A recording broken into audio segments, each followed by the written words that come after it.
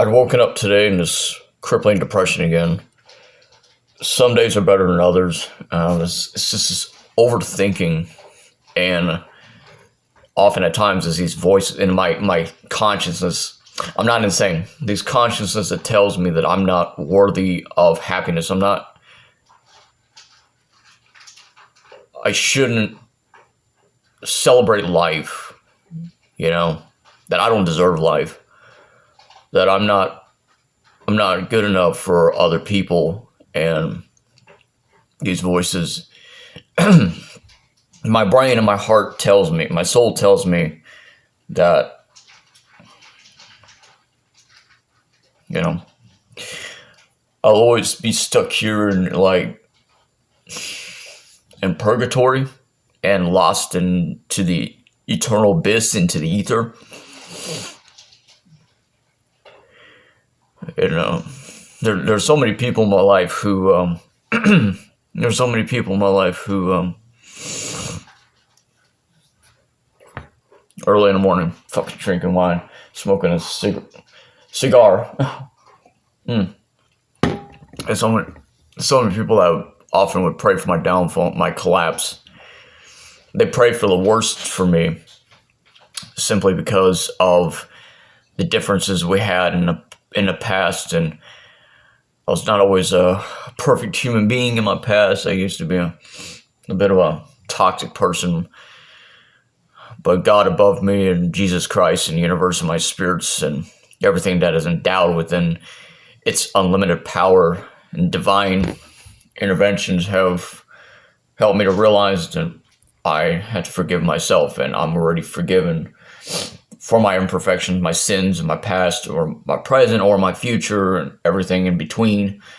I'll always be forgiven. So, I don't have any. I can honestly, God, say I don't have any real friends, and the very few people that I do have are the people that I'm truly blessed and grateful for every day of my life.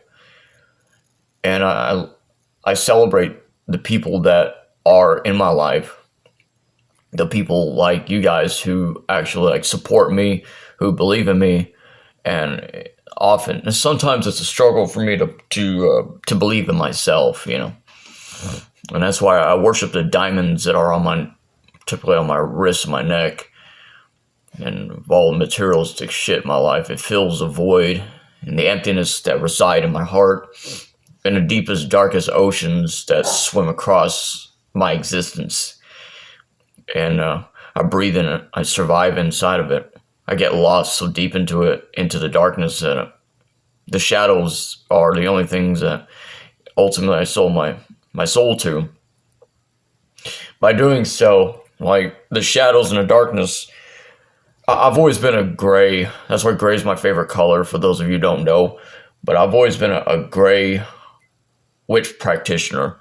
I've always found a beauty in a balance, and I've always come to appreciate the aesthetics of everything that is grounded and encompass both the light as well as the darkness. Ironic enough, because I'm wearing both black and white right now.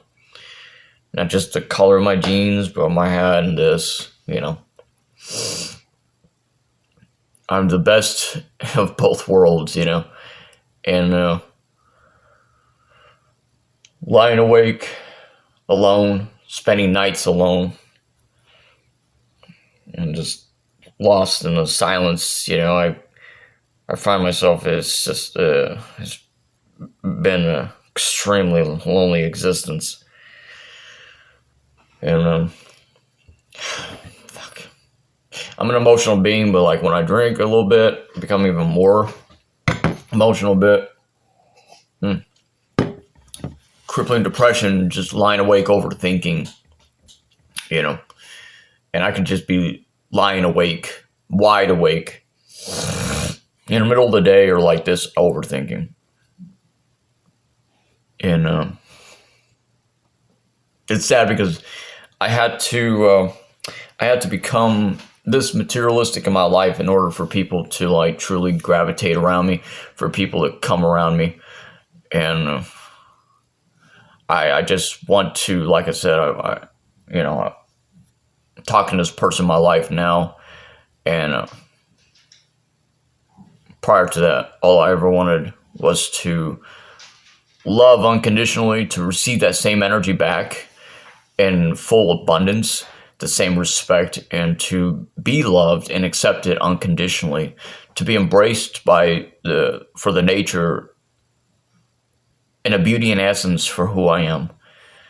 I mean, I'm not wanting to just be like objectified in my sexuality as far as like my appearances and everything, but to be accepted and embraced in my heart and everything that I am in my life. And like I said, I've got acquaintances in my life. I separate my life from professional to personal, and I'd struggled with being in isolation for most of my entire life, my 33 going on 34 fucking years. And like I said, I sold my soul to the darkness, to the endless, darkest oceans in my life. But ironic enough, it's among the dead in the universe and of the darkness and my shadows that constantly, they don't haunt me. They have befriended me and I have befriended them. It's a platonic, it's a romantic relationship. It's something exotic, euphoric, and cerebral. And by sharing this relationship with my shadows, it's helped to teach me and taught me that over the years, in this deeper introspection realization, that my shadows were always there for me when people were never there for me. And I'm proud to have considered my shadows as my greatest friends, because my shadow never leaves me. It accompanies me all throughout the journey of my time of being alive in my existence. And I don't know, it's a bit of a hard pill to swallow to accept the reality that somebody with the purest intentions as myself, someone has a heart of gold, has a big heart. I try my best to be as close to God, as close as perfection and to the light as much as possible. But that tangible reality is just not fathomable. It's not realistic, if that makes sense. It's not plausible as far as like in the realm of any kind of possibility or anything. I wish that we were, as human beings, I wish we were perfect and not bound or tethered or enslaved to ourselves or to our sins or our emotions, whatever. But I've come to find that there is beauty in imperfections. There's beauty in your flaws, and it's up to you as an individual. And it's advice to myself. I'm speaking to myself while creating this video, so I have to accept myself even if nobody else does. And as long as you have like one or two, like few people in your life that like truly accept you,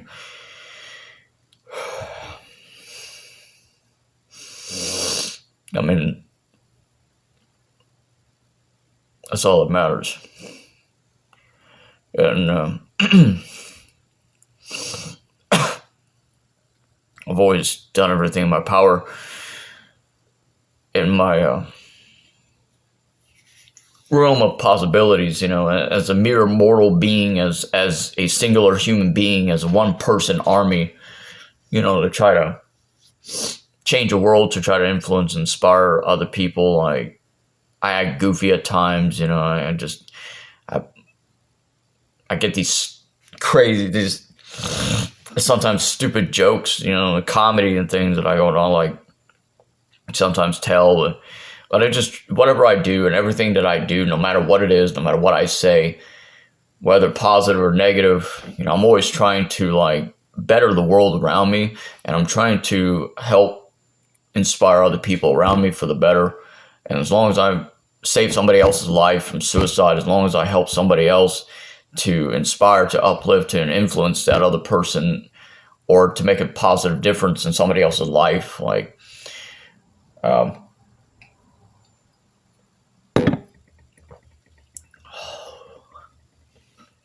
as long as I made a positive impact by being there for somebody else, by showing them unconditional love, romance, platonic or friendship, whatever, in every way possible. I mean, it doesn't matter.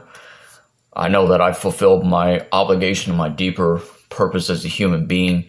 I realize, and I'm not saying this out of to be like arrogant or full of myself, because once again, I'm not. For the people that truly know me, I'm not. I'm saying this out of my heart, and I say this with the utmost confidence, is that I know I have a beautiful soul. I know I have a beautiful heart. And this heart has been manipulated and abused all throughout my existence of being alive, and all throughout my life. My heart has become like truly blackened to the core, so much to the point where it's unrecognizable. Like, some days I just barely feel it pulsating, like it just beating in my heart. Sometimes I just think it is like wire wrapped in copper wires and barbed wire, and like mechanics and instruments, finite little pieces and devices of mechanical parts and pieces that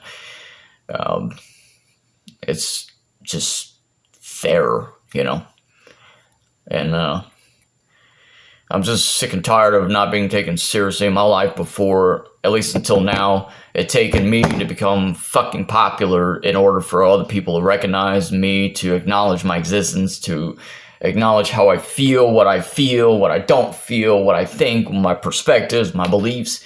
And it's just fucking sad to me, You have to reach a certain ascension of point, a pinnacle point of breathing fame and mortality and popularity. Get your racks up, your money up, your nice clothes, your drip. You got to have a good fit. You got to be like attractive and hella like gorgeous, and that's all women do, compliment me. But I'm always put up on a back burner.